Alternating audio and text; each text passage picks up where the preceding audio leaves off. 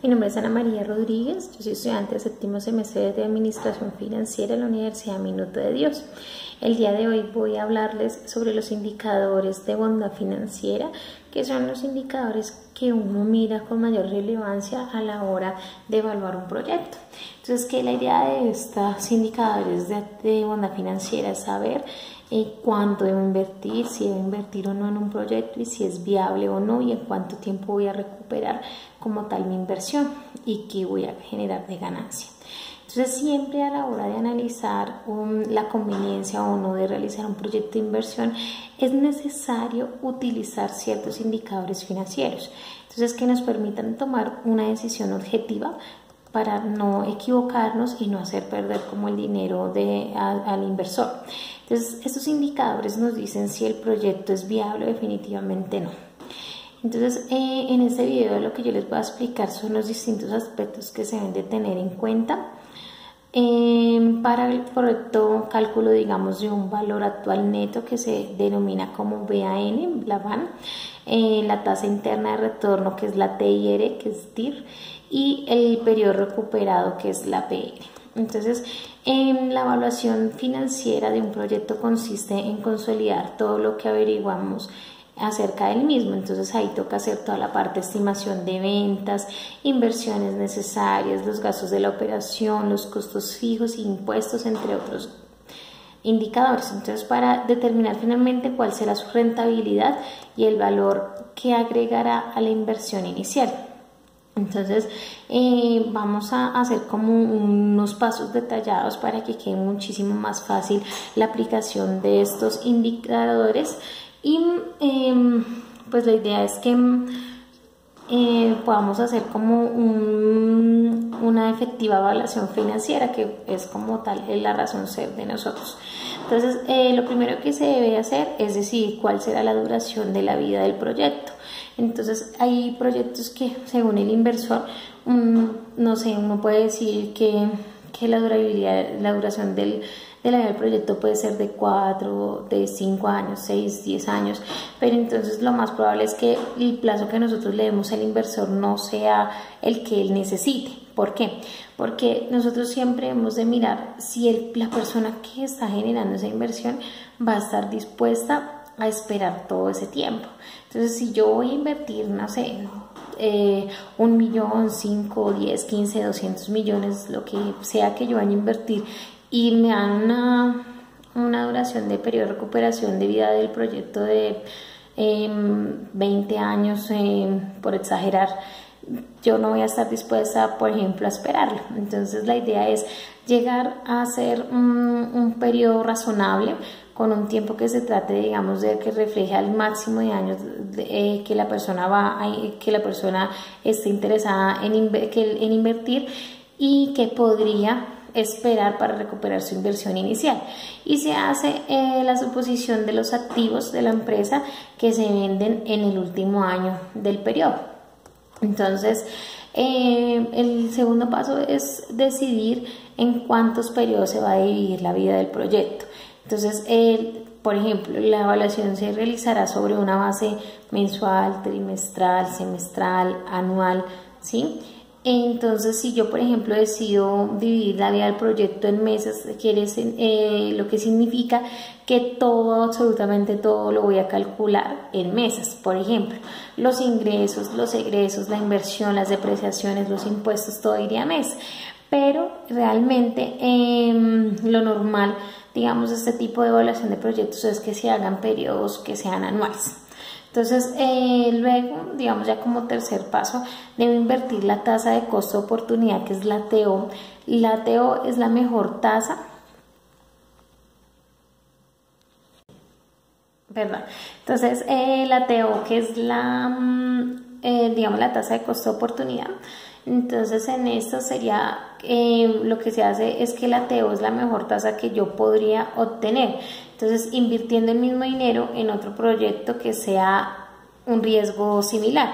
Entonces, lo que yo evalúo ahí, disculpen, es como un ejemplo que yo pueda tener, dependiendo de la base de lo que uno vaya a invertir. Entonces, haciéndolo con un ejemplo de un valor mínimo que sean 100.000 pesos. Entonces, yo tengo la opción de poner esos 100.000 pesos en diferentes inversiones, como por ejemplo, una casa de venta de ropa.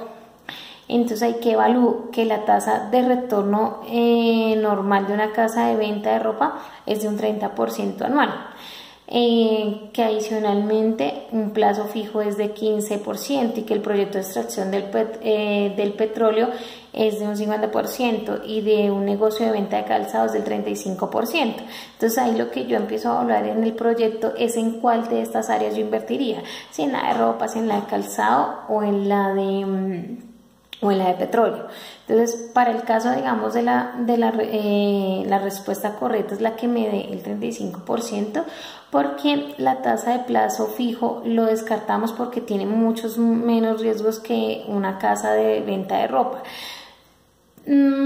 Adicionalmente, el proyecto de extracción de petróleo también queda descartado por dos razones. La primera es que tiene muchos más riesgos que una casa de ropa, ¿sí? Y el segundo es que probablemente no sea una opción para el inversor, ya que este solo cuenta con 100.000 pesos, entonces realmente es un valor muy mínimo para invertir en esa área. Y para poder usar la tasa deben ser opciones realmente viables para el inversor. Entonces uno siempre evalúa como el mercado en sí, por decirlo de esa forma, en qué competencia está según la cantidad de lo que vaya a invertir y según la tasa, digamos, de oportunidad.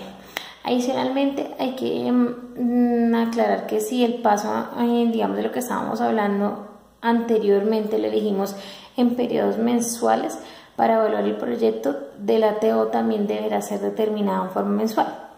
Entonces, si elegimos dividir el proyecto en periodos anuales, la ATO deberá de ser anual. Entonces, lo que suele ocurrir es que es muy difícil de determinar, digamos, una tasa de costo de oportunidad porque no tenemos una información necesaria. Entonces, lo que se hace es, por ejemplo, tomar la tasa de retorno normal con un plazo fijo y agregarle un plus por el riesgo asociado al proyecto que se trata.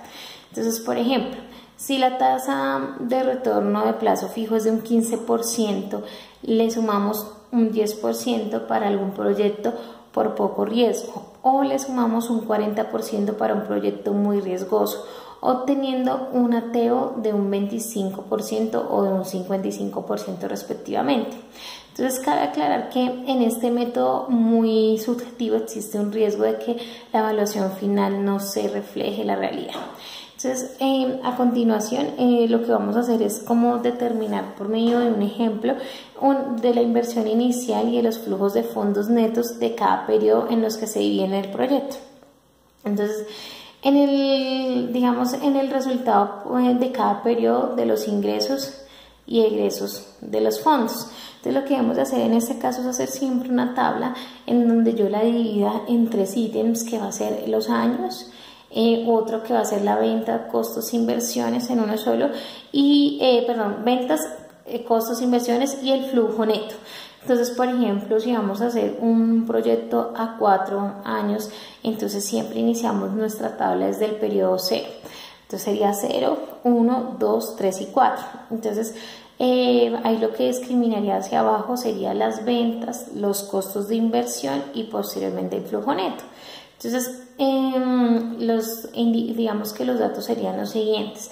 Si en el año 0 mis ventas fueron 0, mis costos e inversiones fueron de menos 1.200, el flujo neto sería de menos 1.200. Si en el año 1 ya mis ventas mejoraron y fueron de 200, mis costos de inversión disminuyeron a menos 80, lo que quiere decir que me quedó un flujo neto de 120. Adicionalmente, en el año 2 tuve unas ventas de 200 igualmente, con un costo de inversión de menos 150, lo que quiere decir que me quedó en un flujo neto de 50 pesos. Adicionalmente, en el año 3 igualmente unas ventas de 200 con un costo de inversión que fue disminuyendo de menos 30, lo que quiere decir que me quedó un flujo neto de 170. Y adicionalmente en el año 4 tuve igual unas ventas de 200 con un costo de inversión de menos 20, lo que me quedó un flujo neto de 180 pesos. Entonces lo que quiere evidenciar eso es que en el año 0 se usa para registrar como tal la inversión inicial y luego en cada uno de los años siguientes se registran los ingresos y egresos que se generan por la operación normal del proyecto. Entonces eso lo que quiere decir es que no pueden existir dos o más periodos de inversión sin ningún tipo de ingreso, ¿sí? Entonces, como podría ser el ejemplo, digamos, de un proyecto de construcción, por ejemplo, de un edificio, lo que se vería lo siguiente. Entonces, volvemos a hacer nuestra tabla de 0 a 4 con los mismos datos de años, ventas, costos de inversión y flujo neto. En este caso, el año 0 fue 0 ventas con un costo de inversión de 100.000 y un flujo neto de menos 100.000. En el año 1 fue unas ventas de 0 con un costo de inversión de menos 150 y un flujo neto de menos 150.000. Adicionalmente en el año 2 igualmente ventas de 0 con un costo de inversión de menos 50.000, lo que nos da un flujo neto de menos 50.000. En el año 3 nuevamente 0, un costo de inversión de menos 25.000 y un flujo neto de menos 25.000, ¿sí? Y en el año 4 unas ventas que en el primer año que se hizo la venta de 500.000 con un costo de inversión de 0 y un flujo neto de 500.000. Entonces, a la hora de, digamos, de armar los flujos hay que tener siempre en cuenta que son únicamente movimientos de dinero, no son, digamos, los mismos ingresos y egresos que aparecen en un estado de resultados de una empresa. Entonces, por ejemplo, si se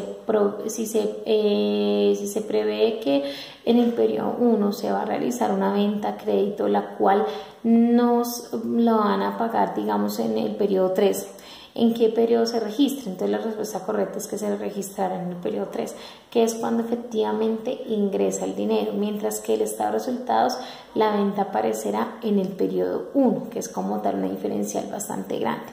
Entonces, finalmente, se calculan como tal los indicadores que nos ayudarán a tomar la decisión final. Los indicadores más usados como son el valor actual neto, que es la VAN, la tasa interna de retorno, que es el TIR, y el periodo de recuperado, que es la PR.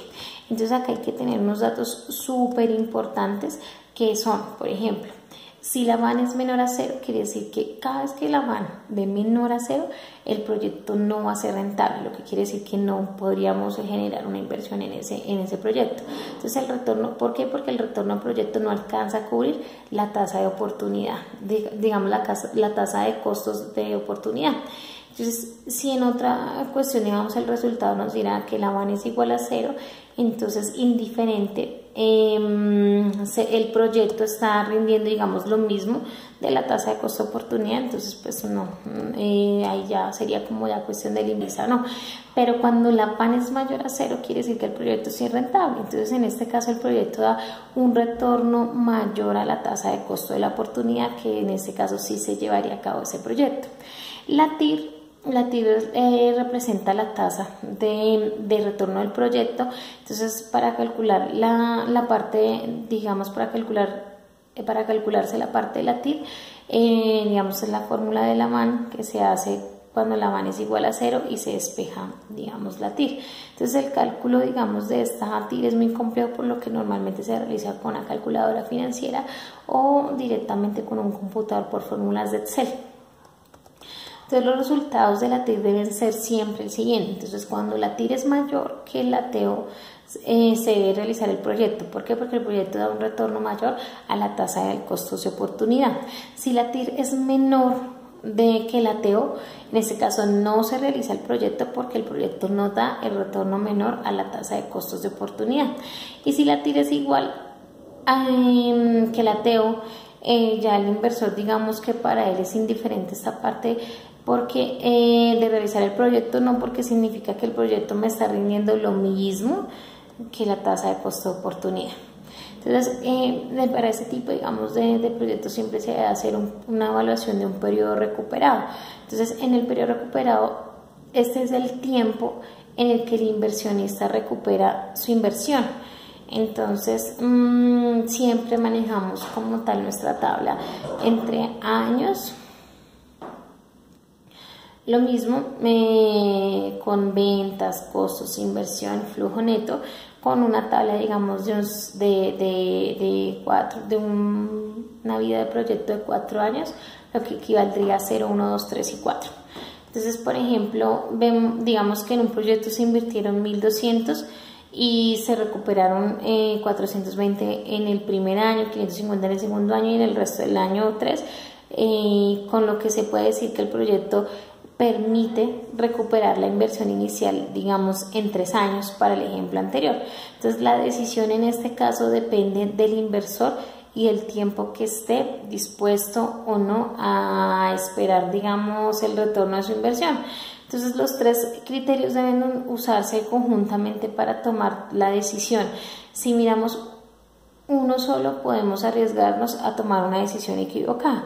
Entonces, siempre recuerden calcular la VAN, la TIR, la TO y el periodo de recuperación, y hacer el análisis también teniendo en cuenta el tiempo que esté esperando el inversor y la cantidad de dinero que de verdad debe de invertir en su proyecto. Muchísimas gracias. Hasta luego.